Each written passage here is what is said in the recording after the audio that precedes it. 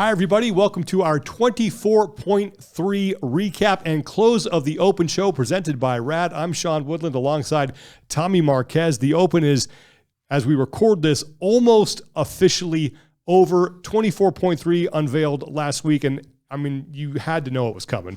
Thrusters and pull-ups. I mean, well, first off, the thruster is the quintessential CrossFit movement, and if you haven't been paying attention, it's been programmed on the final week of the Open for 12 years so far. And then if you look at just the combination of upper body pulling, pull-ups to be specific, paired with thrusters, everyone knows Fran, quintessential CrossFit benchmark as well. A variation of thrusters and pull-ups has been programmed in the final week 9 times. So a decade-plus trend of these types of movements you should be expecting at this point. Even though I knew that was probably coming, I was still holding out hope that maybe we would get something different. And we did not. We have a lot of business to take care of today. We're going to recap the top scores for the men and the women in 24.3. Take a look at where the overall leaderboard stands right now. Of course, this is all unofficial, pending reviews. We're going to hear from the 5-time fittest man on earth, Matt Fraser, and we're going to recap Tommy's experience at Friday Night Lights over there in London. As I mentioned at the top of the show is presented by R.A.D. They have been fantastic partners with us throughout the Open. If you want to learn more about them, you can scan the QR code on your screen, or you can go to radglobal.com. Check out all the great gear that they have there, including these awesome trainers that I have not yet had a chance to they're still clean. You got to break those bad boys They look so good. I don't know if I want to scuff them up, but I can't put mine through the ringer already. Can't wait to give those things a try. Again, it's radglobal.com, or just scan the QR code on your screen. And for the second straight week, you got to take part in their Friday Night Lights festivities, this time across the Atlantic in London. I know it wasn't ideal conditions for you, but you still got the workout in as well. 10-hour plus flight, right off the plane, drop stuff at the hotel, right into the fire with Friday Night Lights. But it was awesome. We were at Motion Fitness, also known as CrossFit Surbiton. A nice mix of everyday athletes and high-level athletes. They had a team at the games that finished 4th back in 2021. There's some really good athletes there kind of pushing the pace for everyone. We had cheese toasties, which is what they call grilled cheese over there. We had drinks, DJ, awesome environment. And you know it's a good thing when I have people that I just met like right there on the floor screaming at me as I do my attempt. It was a good environment to throw down. Yeah, we got to watch you do it live. It was a lot of fun to check that out. You did a fantastic job, man. Way to represent the crew here, but we'll have a lot more from that in a little bit. But first, I want to take a look back at 24.3. It was announced live from Proven Headquarters in Nashville, Tennessee, and we had 4 elite athletes throwing down. On the women's side, we had Ariel Lowen and Sydney Wells, and on the men's side, we had Jake Crouch and Roman Krennikov. We also had a community heat go, which was a lot of fun to watch as well. Had some new internet heroes born in that heat. But this was a workout that, in keeping with Open tradition, I think, is that you have a place where everybody can play, and then you have a section where it's, all right, now it's time for the elite to really separate themselves. No doubt, and it's reflected in it. What this is actually testing for the elites versus the everyday athletes. You take a look at that first portion, 50 chest-to-bar pull-ups and 50 thrusters at 95 pounds. For gen population, that is a great, short and sharp weightlifting gymnastics capacity workout in and of itself. And then you throw the little rest in there, you add some increased loading, increased skill, and then it becomes a strength endurance and gymnastics endurance under fatigue type workout for those elites, where they're really being able to stomp the gas pedal the entire time, while all of us everyday gym goers are left treading water, trying to see how much we can finish before the buzzer. I think it was a great test in terms of the full scale of athletes in the Open, and another fitting combination to close things out. Let's take a look at the top scores from 24.3. We'll start on the women's side, where Annika Greer putting up a fantastic mark. And this is a young woman who has just been struggling to get to the CrossFit Games. It just seems she has like one close call after another. Perhaps this is the year that she finally punches that ticket. I'm going to go out and say it, Sean. I don't think there's been a single athlete, at least that I've seen, that has had a more tumultuous competition experience in terms of trying to actually qualify for the games. You go back to 2018, she misses the games by a spot in the teenage division. The next year, she moves up into the top 20, and then they change the qualification standards to only 10, so she misses again by 5 spots. She finally qualifies in 2020, but you know what? Pandemic, that competition at the games is scrapped. So she doesn't actually get to go and make an appearance. 2021, misses by a spot. 2022, injury. 2023, misses by a spot. Has a judging snafu that potentially cost her a spot to the games. She moves to peak 360. Hopefully this is in a great spot for her to finally get to the games. You know, it's a great way to kind of put a stamp on the season is to put up one of the top times overall in an open workout. Let's go over to the men's side, where right now it's Jonah Koski who has a top time. He almost goes sub-8 on this thing. 8:03. Scott Tetlow, he also had a solid score. Luka Vugnac's up there. Augustin Raquelme, some familiar names. But Jonah Koski, that is a blistering time at 8:03. Yeah, and assuming this holds true through the deadline and he gets his 4th open worldwide win, this is just another kind of feather in the cap for a guy who's very sneakily become one of the best in the sport and has been at the top of the sport for a decade plus. This could be his 10th appearance at the CrossFit Games, and he has a history of performing well in these types of tests across his career. He wins 17.2, 19.4, and 21.2. Seems like every couple of years he shows up and wins one, but this would be the 3rd workout with bar muscle-ups under fatigue that he has won. So this is clearly something that is in his wheelhouse, and you look at his aerobic base and the recovery work that he's put in, I feel like it's almost cheating for him to have that 1 minute break in that, because not only is he moving faster than everyone, he's getting more out of that 1 minute rest than basically anyone out there. Well, Lauren Kalil was able to take in Friday Night Lights at HWPO. Matt Fraser was on hand. She spoke to him, and the R.A.D crew was on hand. Adam Klink, the director of partnerships from R.A.D was there as well, and Lauren got to speak with Matt and Adam as part of their Friday Night Lights. 2, 1. Inside HWPO HQ with Matt Fraser. This is a pretty spectacular moment to have all of the members inside here for the first time. Yeah, you know, this is far from all the members, but you know, we are psyched with the group that turned out. You know, people traveled from all over for this, and so you know, we just want to make sure that you know they got a good value for their trip. You know, we have people here. Met a gentleman from Mexico City, Arizona, California. So, you know, they took a lot of time out of their day, and we want to make sure that they get everything out of it. We're hosting seminars with Rob and Amy for weightlifting and strongman. We got Concept 2 coming over to do a tutorial, and then another heat of strength stuff. So, just making sure that the athletes get everything that they want out of us. We're trying to just bring good, like-minded people together. It's all about just who you're with, who you know, and I think we got a pretty damn good group. Had the opportunity from our good friends at HWPO just to show up and help elevate the weekend for them. They opened up their doors for the first time to their members, and they asked us if we would be a part of it. So without hesitation, we said yes. We hung out, we joined in on the fun, and everybody got a pair of R.A.Ds.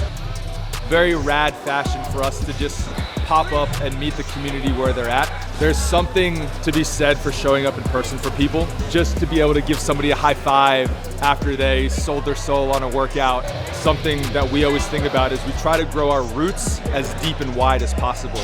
And the way to do that is to meet these affiliates and be in person. And that's something that's extremely important to us because that's where you get the support for your brand. You can expect us to show up in a very R.A.D fashion, both at semifinals and the games.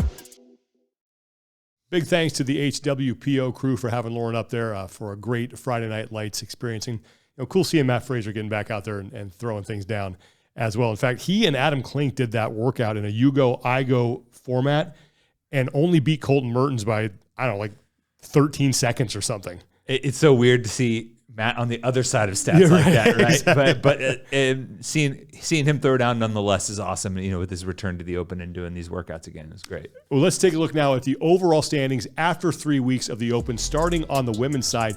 And it looks as if Grace Walton is going to walk away with the overall win. Miriam Van Roer, we talked about her in week number 1. She's up there in the top 3, as is Annika Greer. But Grace Walton, she has been an athlete who we've heard a lot about coming out of Oceania. It looks like she is poised to have now her breakout season. Yeah, and history and potentially $15,000 could be on her side, you know, if she does hold on for the overall win. A large portion of the community got an intro to Gracie Walton this past Wadapalooza when she won the swim event Wipeout. Excellent swimmer, which could be a huge thing to have in her back pocket if she does get to the games. Historically speaking, in the 13 previous seasons of the Open, only once has the overall worldwide leader on the Open ever not qualified for the games. That was back in 2014. It was Sam Briggs. It all came down to a single handstand walk kind of issue. And really, everyone else that has actually competed, remember Mal O'Brien stepped aside, has been able to make it to the games. So it's a good indication of where her season could go. And then you take a look at what some of her skill set is. This could be an awesome year for her to finally do that, also considering that there's some athletes in Oceania that aren't competing. Grace Walton was a name that we had heard coming into the World Wide Open. Now, Miriam Van Roer was not an athlete that a lot of people were familiar with, but we are going to learn a lot more about her as we head to quarterfinals now. Yeah, she's someone definitely to keep an eye on. There's a lot of questions, I think, even despite the fact that she was one of the few athletes that put her videos out there early and often. No hiding behind anything else. She was like, look, this is my performance, and it checks the box. It led to a World Wide Open win to kick off the first week. And she's an athlete at, just 22 years old, could be this next grouping of young European women that are trying to push the sport back up as we see some of the long-standing athletes in Europe kind of age up. The only time she's qualified for quarterfinals, she did not compete. She didn't submit any scores. So we still don't have a ton of information. And I think with each stage of competition, we're just going to have more data and start to learn about who she is as an athlete and what she's capable of. Let's turn our attention now to the men's side of things, where Jona Koski is very much alive for the overall win. We'll see how all of this shakes out after all the videos are reviewed. Some familiar names up there as well. Noah Olsen sitting inside the top 10 right now. Jake Crouch, who we saw throw down live, he's had an impressive performance. But the European men overall have done extremely well. I know they've caught your eye. Yeah, no doubt. If you look at the leaderboard as it stands right now, at least when we're recording, 10 of the top 20 men worldwide are from Europe. 6 of those athletes would be rookies if any of them managed to move on to semifinals and qualify. And for the longest time, the majority of the time in this sport, the balance of power has laid with the women in Europe. It's always been the Europe women strong. We've had champions in Sam Briggs and Annie Thorisdottir, the Iceland women. And I think the balance of power could start to shift a little bit as we have a new generation of athletes coming through. And at least in the Open so far, these European men are showing up big. Well, one of those guys is Luka Vunjak, who is looking for his first career appearance at the CrossFit Games. His best ever finish at a major competition was 9th at the Lowlands Throwdown. Did that in 2022. But I know you've been really impressed with what he's put together in 2023. Yeah, so you look at the leaderboard, and it's like, he went from 9th to 14th. But really, he actually improved relative to where his qualification was. 4 spots away when they only took 5 just a couple of years ago. And then last season, the top 11 athletes got an invite to the games. So he was only 3. So he improved by 1 placing. But if you look at his history, he's only 24. And now he has 2 close near qualifications under his belt in a very competitive European semifinal. He's a smaller athlete, has struggled with some of the heavier loads for multiple reps in some of the workouts when combined with some higher skill stuff. And I think if he just works on that one thing, he is not far off with a ton of shuffling and a ton of names moving in and out of that Europe region. He could be another athlete to qualify outside of Serbia or out of Serbia alongside the Jukic brothers. All scores and standings right now are unofficial, pending the final review as we get ready to head into quarterfinals. Or one thing that is not unofficial is the fact that you had another fantastic time at a R.A.D Friday Night Lights event, and you got to go to London to take part in that as well. Yeah, went across the pond. I had 48 hours in London, and I would say I think I maximized my time there. I had a chance to go out to motion training, also known as CrossFit Surbiton, just south of London in the UK. I got to hang out with the full R.A.D crew, catch up with R.A.D founder Ben Massey, learn a little bit more about the affiliate that put a team inside the top 5 at the games and has an awesome story for their building, as well as have maybe a little impromptu birthday surprise for one of the owners as well.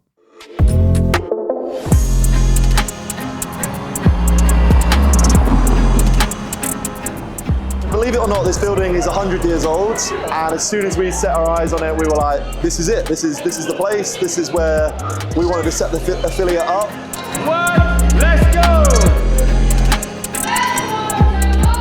My name is Harrison Bell, and I'm one of the owners of Motion Training, which is this gym that we're in now, and we've been here for just over 5 years now.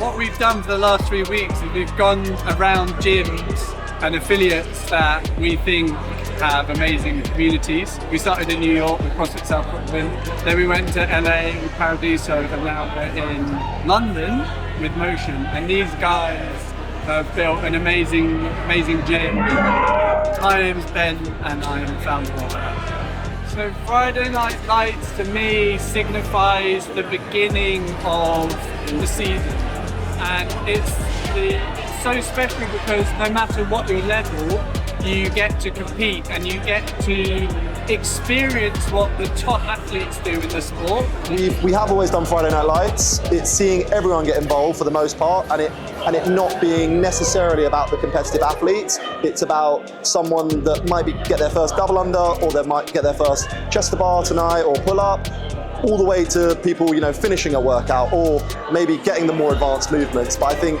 it being celebrated on both ends of that spectrum, that everyone can really appreciate it. It's just nice. It's just nice to have the vibe like this, and often we'll have like a bit of a social at the end once it's all done and dusted. I think everyone needs it.